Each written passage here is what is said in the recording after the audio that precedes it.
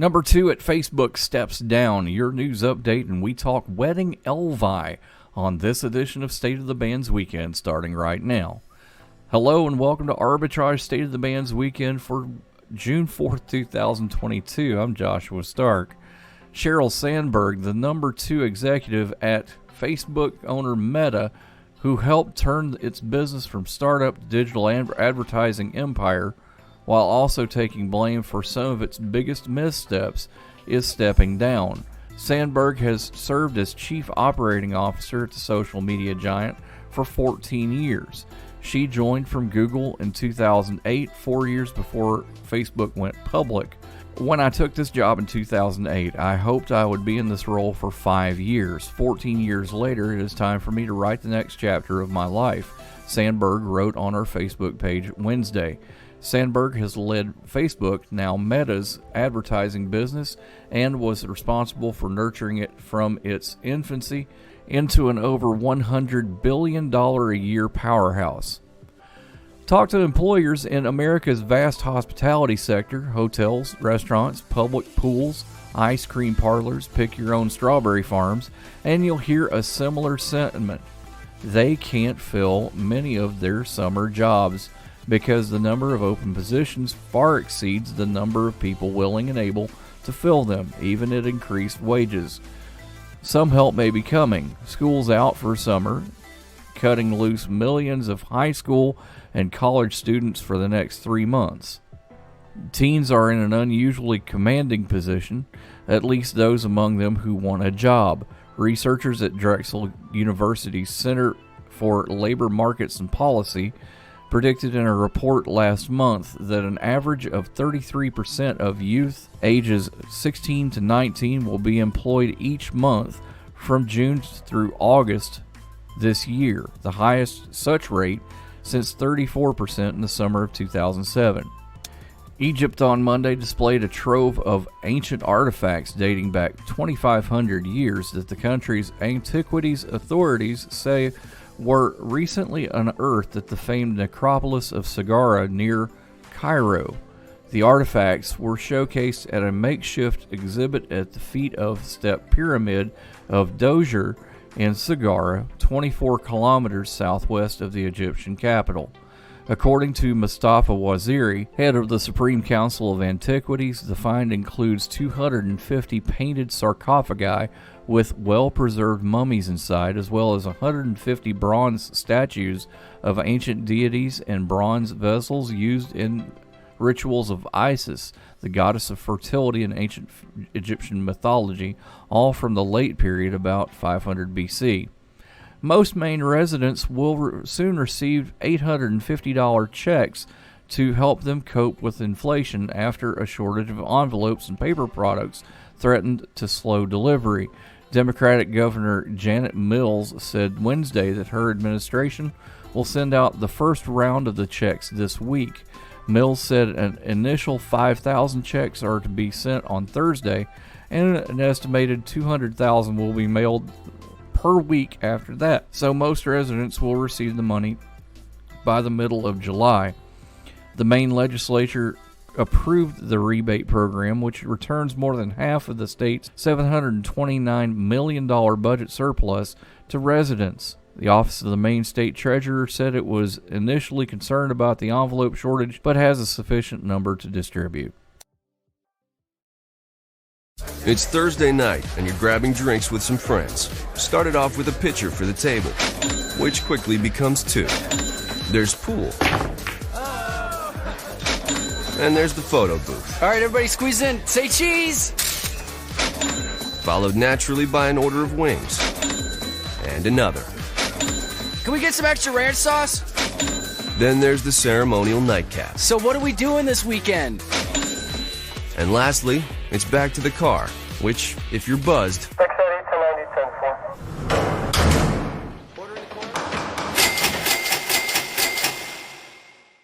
could be the most expensive night of your life. Getting pulled over for buzz driving could cost you around $10,000 in fines, legal fees, and increased insurance rates. Nothing kills a buzz like getting pulled over for buzz driving, because buzz driving is drunk driving. Brought to you by the National Highway Traffic Safety Administration and the Ad This Council. week's State of the Bands blog includes Don't Mess with Texas, especially in social media. Oh, Elon, what have you done now? And Royce and I talk about Elvi. That's right. Elvi. No, multiple of them. It's plural Elvises. No, not again. Elvises. Is this the Elvis apocalypse? Could be. Oh, Especially God. in Las Vegas. We'll talk about that. Viva Los Elvis. All this and more in this week's State of the Bands blog, available now at arbitragetrade.com. Now let's go to the president and CEO of Arbitrage, Mr. Royce Wells, for more. Royce, a lot going on in courts and laws and things like that this week. Congratulations to Johnny Depp, who won his defamation suit against... Hi, listener. Josh from the future here. During our conversation, we normally don't have a script, and I might have called Amber Heard something that might be considered defamous. Yeah. So, replacing that audio. Well, at least they weren't in Texas, where... that they seem to have a pretty interesting bill passed, known as Texas House Bill 20, and apparently the law allows Texas to impose censorship limitations on social media companies active in Texas. Yeah, but doesn't that violate First Amendment rights? Not necessarily. Okay, explain. It's actually kind of, in a way, opening things back up. What? How Well, does that work? You know when you scroll your Facebook and there's something coming up and it says sensitive topic ahead Yeah. or something like Sensitive that. material, and then you Click on it, the then- thing and it's whatever. and it warns you, and then if you decide to click anyway, it actually shows you what's underneath. Right. Okay. So are they removing that? So- Preventing that from showing? They're not necessarily doing that. What they're doing is, and you're in IT, you know what an acceptable use policy is. Absolutely. It's basically an acceptable use policy for anybody operating in the state of Texas. Wow. All right. So it means if you're based out of Texas, that means if Silicon Valley moves to Texas, there's going to be a whole lot more that we see. That means there's probably going to be a whole lot more shock value. Think about this. Silicon Valley is already in Texas. Think about the companies that are based in Austin. Yeah. Awesome. The companies that are based in Grapevine and Dallas. For those of you who don't know, Grapevine is kind of a capital for technology. Dallas has always been, because It's used Dallas. to have Tandy Corporation, Radio Shack. Yeah.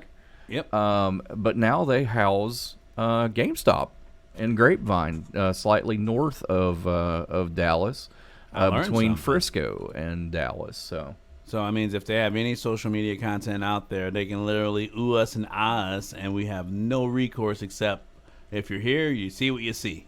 So it would apply to social media companies with more than 50 million active users in a calendar month.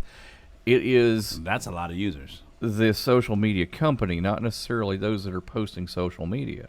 But I mean, if you log in, don't you count in those numbers?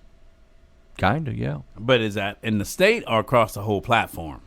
So that's across the whole platform operated in the state of Texas. Oh, so that means as long as they're based in Texas, that's where it counts. Man, it is such a convoluted law, and you can read more about it on our blog at arbitragetrade.com. Ari Walter, our intrepid reporter, did a lot of work on that.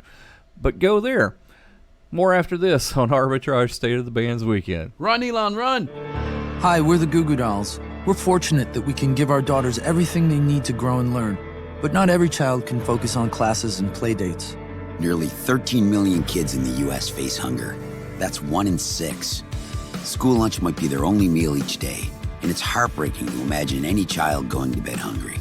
We're dreaming of a perfect day when kids can smile, play, and just be kids without worrying about where their next meal will come from. Feeding America is working to make that perfect day a reality. Each year, the Feeding America network of food banks rescues billions of pounds of good food that would have gone to waste. That food is given to families and children in need. Being a kid should be about doing things that make an ordinary day extraordinary.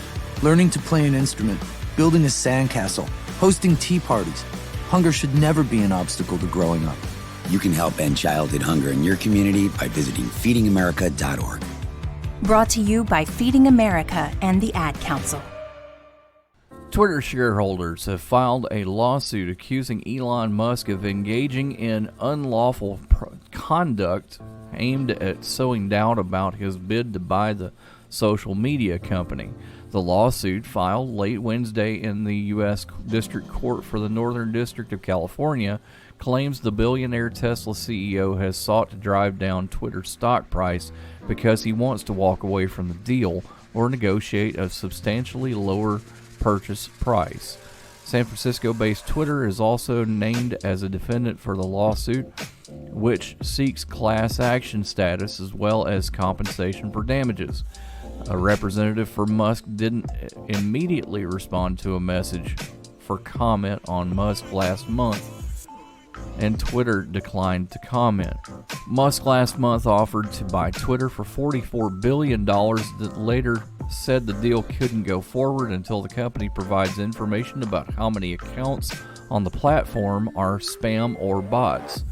The lawsuit notes, however, that Musk waived due diligence for his take it or leave it offer to buy Twitter. That means he waived his right to look at the company's non-public finances. In addition, the problem of bots and fake accounts on Twitter is nothing new.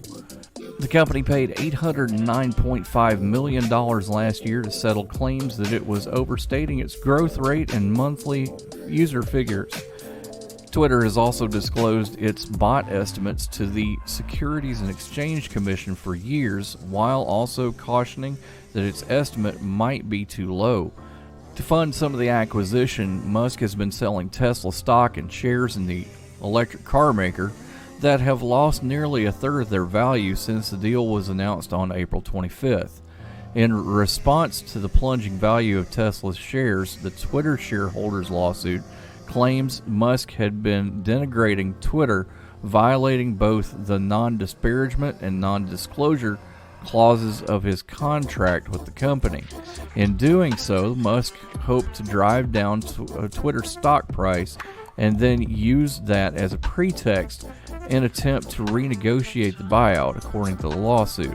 Twitter shares closed Thursday at $39.54, 27% below Musk's $54.20 offer price. Before announcing his bid to buy Twitter, Musk disclosed in early April that he had bought a 9% stake in the company, but the lawsuit says Musk did not disclose the stake within a time frame required by the Securities and Exchange Commission.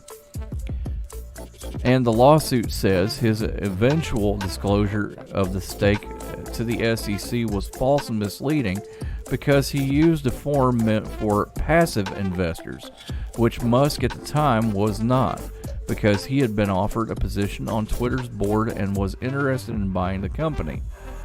Musk benefited more than $156 million from his failure to disclose his increased stake on time, since Twitter's stock price could have been higher had investors known Musk was increasing his holdings, the lawsuit claims. By delaying his disclosure in the stake of Twitter, Musk engaged in market manipulation and brought Twitter stock at an artificially low price, the lawsuit says. You can find more like this at the blog you'll find at arbitragetrade.com. You'll also find seminars and free lessons at arbitragetrade.org. More after this on Arbitrage State of the Bands Weekend. Okay, so Sarah, I'm dropping you off at Emily's? Yep. And Josh, you're going to? Soccer, Dad. Soccer practice. Right. Oh, by the way, I just wanted to let you know when I pick you both up, I'll be wearing my short shorts. What? No! Yep, and my dorky dad hat, and I'm gonna do my dad dance for all your friends. They'll love it! Seriously? Why? Because I like my short shorts. Of course, I could be talked out of it if you guys would just buckle up your seatbelts without giving me a hard time. It's important to get your kids to buckle up for safety, no matter what it takes. And sometimes, all it takes is your parental powers of persuasion.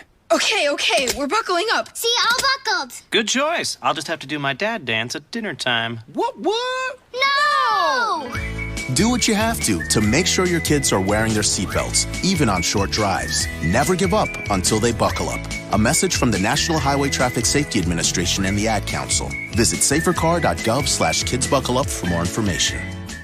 Royce, you know, we have a lot of stocks that roll through this place, and Yes. I know that we look at tech and we look at biotech and we look at medical and a lot of different sectors, but you know, it seems like big tech has just gone up and up and up and up, and now seems like tech-oriented stocks are kind of tanking. What's up? Well, think about it. No one ever thinks about this crazy. Eventually, you have to take profit. If you never take profit, you never realize profit. Well, big companies are no different, and so are countries. They're no different. You have to ride the ride when it's time to ride the ride. And when it's time to get off, guess what? You have to eventually realize those gains.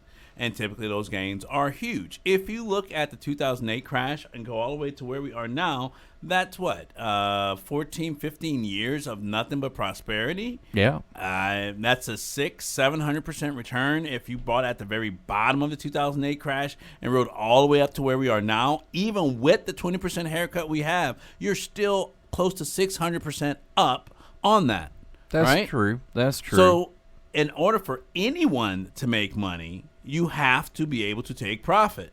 So for all those people who invested across those entire 14 or 15 years, it's about time that they got to take their profit. Some people are retiring. Some people are repositioning where their money is being held. But everyone's going to blame it on the tech field. It's like, no, all those people invested in that tech. And in order for them to realize that profit, they have to take profit. So, yeah, it's just time. There's a boom and there's a bust cycle on the market every single time. Well, what about things like Netflix? Okay, their stock more than tripled between 2018 and last November. You know, and it's virtually lost every bit of that. Dropped 2/3 this year. It was the worst loss for the S&P 500 as we got of out in last November, Tuesday. So do you remember what it was in November? Yeah, I know it was ridiculous. It was close to 700 per share. Yeah. And it's about 200, maybe 180-ish right now. Yeah, yeah. So the trick is knowing when to say when, right? Yeah, I mean, I get that. But do you think this is a trend? I mean, is big tech just over? Big tech is not over. Everyone, basically, a dollar is only worth a dollar. And if you look at this on a global scale, like if you look at the U.S. dollar versus the entire world, because literally that's the way it is. It's the U.S. dollar versus the entire world. When anytime things get scary, and that whole Ukraine thing, that whole Russia bank thing, basically the cryptocurrency crash, the different scams and stuff that are out there, everyone's retreating to where things are safe. And what's safe? The U.S. dollar. And anytime the dollar gets stronger across the globe, everything else suffers, which means they come to their realized value. So while inflation looks like it's running rampant, and basically they lowered the interest rate to get us to invest in the market, by them raising the interest rate, guess what? People are feeling more comfortable putting their money back in banks because now they're yielding higher returns. So it's basically boom and bust cycle. It's nothing more than, hey, this is where we are, move with the crowd, where the crowd's going, and you win. So you really think that it's going to come back up? I mean, is this going to be traditional Inflation stock happens time? over time, and basically those who are patient usually win. Well, be patient with us. Go to arbitragetrade.com to get started on your future today. No word in the English language is less convincing than probably. Are you sure we should get matching tattoos on our first date? Sure. We'll probably stay together. Probably? It's been 23 minutes since I ate. I can probably swim. You should wait 30 minutes. Okay, now tell me what to do. Cannonball! Cramp! Oh, I have a cramp. I can probably hit the green from here. Probably. Can I get a mulligan? Ready to go? Hey, are you sure you're okay to drive? Yeah, I'm pretty sober. Yeah, I'm probably okay. Probably okay isn't okay, especially when it comes to drinking and driving. If you're drinking, call a cab, a car, or a friend. Buzzed driving is drunk driving. A message brought to you by NHTSA and the Ad Council. Fly high with these picks on Winners and Losers Aerospace Edition. This winter, up 13%, designs, develops, produces, delivers, and supports a portfolio of robotic systems and related services for the government agencies and businesses. It operates in two segments, unmanned aircraft systems and medium unmanned aircraft systems. AeroVironment, symbol AVAV, starts at $80.78 a share. Next this winter, up 4%, produces and sells forgings and machined components primarily for the aerospace and energy markets in North America and Europe. The company's processes and services include forging, heat treating, and machining. SIFCO, symbol SIF, starts at $4.04 a share.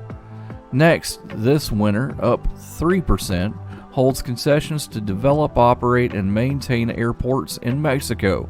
The company operates 13 international airports in Monterrey, Acapulco, Mazatlan, Zihuatanejo, Ciudad Juarez, Reynosa, Chihuahua, Culiacan, Durango, San Luis Potosi, Tampico, Torreon, and Zacatecas cities. It also operates the NH Collection Hotel in Terminal 2 of the Mexico City International Airport and a hotel under the Hilton Garden Inn name at the Monterrey International Airport.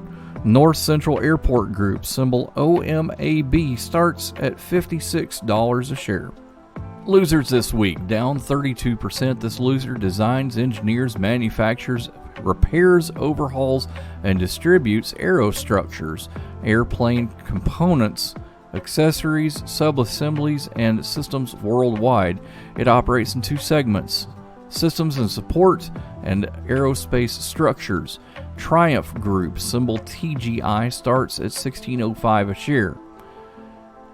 Next at 11% down, this loser designs, develops, manufactures, sales, services, and supports commercial jetliners, military aircraft, satellites, missile defense, human spaceflight and launch systems, and services worldwide. The company operates through four segments: commercial airplanes, defense, space and security, global services, and capital. Boeing, symbol BA, starts at $148.02 a share. And last, at 6% down, this loser develops, manufactures, and sells aircraft and systems in Brazil, North America, Latin America, the Asian Pacific, Brazil, Europe, and internationally. It operates through commercial aviation, defense and security, executive jets, service and support, and other segments. Embraer, symbol ERG, starts at $11.35 a share. Winners and Losers is provided for informational purposes only and does not constitute advice in trading. Percentages and stock prices were current at the time of recording. Arbitrage Trade Analytics LLC is solely responsible for the content of this podcast, but you should still seek out the assistance of a licensed professional for investment advice. Adopt US Kids presents What to Expect When You're Expecting a Teenager. Learning the Lingo. GOAT, G-O-A-T, acronym, stands for Greatest of All Time. As in, spaghetti sandwiches for dinner? They're my fave. Dad, you're the GOAT. You don't have to speak teen to be a perfect parent. Thousands of teens in foster care will love you just the same. Visit adoptuskids.org. Brought to you by the U.S. Department of Health and Human Services, Adopt U.S. Kids, and the Ad Council. Why was the basketball court all wet? Because the players kept dribbling on it. The dad joke. Corny, groan-worthy, but also one of the simplest ways to share a moment with your kids. What did the buffalo say when he dropped his son off for school? Bye, son. So take a moment to make your kid laugh, because dad jokes rule. Make your kid laugh today. Go to fatherhood.gov. Brought to you by the U.S. Department of Health and Human Services and the Ad Council. Adopt US Kids presents What to Expect When You're Expecting a Teenager. Learning the Lingo. Jelly. Jelly adjective. Jelly is a shorter, better way to say jealous, as in Chloe, I am like so jelly of your unicorn phone case. You don't have to speak teen to be a perfect parent. Thousands of teens in foster care will love you just the same. Visit adoptuskids.org, brought to you by the U.S. Department of Health and Human Services, Adopt U.S. Kids, and the Ad Council. Royce don't get married in Las Vegas anytime soon. Looks like the king has retired from marrying people. Oh, I'm all shook up about that one. Oh, we are gonna fight. You're gonna keep doing that, aren't you? Hey, sometimes you just gotta be a hound dog. Well, Las Vegas chapels of love that use Elvis Presley's likeness could find themselves becoming heartbreak hotels. Happy now? I am. That was beautifully delivered. I love it. Oh. So we're familiar with Elvis Presley here. This is Memphis. Live How can in we Memphis. not? How can you not? Yeah. And so apparently the licensing company, which by the way is not Graceland Group, it is something called Authentic Brands, has sent cease and desist letters in early May to multiple chapels. With Elvis so tied to Las Vegas marriages, seems like the end of an era. I'm trying to see what is this more cancel culture? I'm like, first you get rid of Yosemite Sam's guns and Elmer Fudd's guns, and now you take Elvis out of Las Vegas. I mean, what? Well, I don't know, varmint, but the thing is you're being ornery. I know, right? The thing is that Las Vegas's wedding industry, it generates a ton of money to the tune of $2 billion a year, and Elvis-themed weddings represent a significant I now number know what of my that. Halloween costume is. Continue. You might get a cease and desist letter from Authentic Brands. Oh, I'm okay with that. I'm not going to be Elvis. I'm going to be someone else that looks like Elvis. They also manage likenesses. They also manage likenesses of Marilyn Monroe and Muhammad Ali and about 50 consumer brands. Oh, wow. So it's not like they don't have some push behind them. Wait, so are they going to get rid of all of those things like people do? I know there's like wax museums and stuff in Las Vegas that you can take pictures next to likenesses. Are they going to stop that? Are they going to prevent other impersonators? Because in Vegas, you got people. There are tons of street acts. Right. So they're trying to protect the brand, but what is that doing, taking them away from the public? I mean, if you think about it, they're talking about, hey, they want to halt unauthorized use of his name, likeness, voice image. The names Elvis Presley, the king of rock and roll, they're all protected trademarks, apparently. So does that mean if the chapels are willing to pay them, they can stay?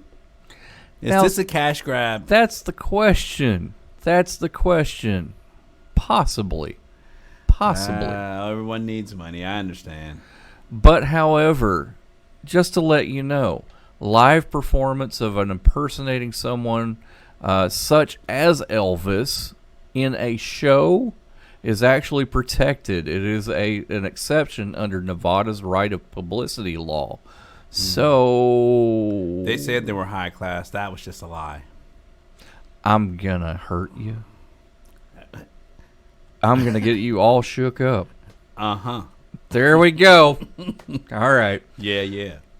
Yeah. This is off the rails. It's just Jailhouse Rock right now. But please come back and see us on Monday for Arbitrage State of the Bands Daily. Have a great weekend. Thank you. Thank you very much. Arbitrage Trade Analytics, LLC, is a privately held market research company. Arbitrage Trade Analytics, LLC, is solely responsible for the preparation and distribution of the content of this podcast. The opinions offered in this podcast are for informational purposes only and are not intended to be investment advice. Seek a duly licensed professional for investment advice. For more information about the informational research and services offered by Arbitrage Trade Analytics, LLC, please visit arbitrage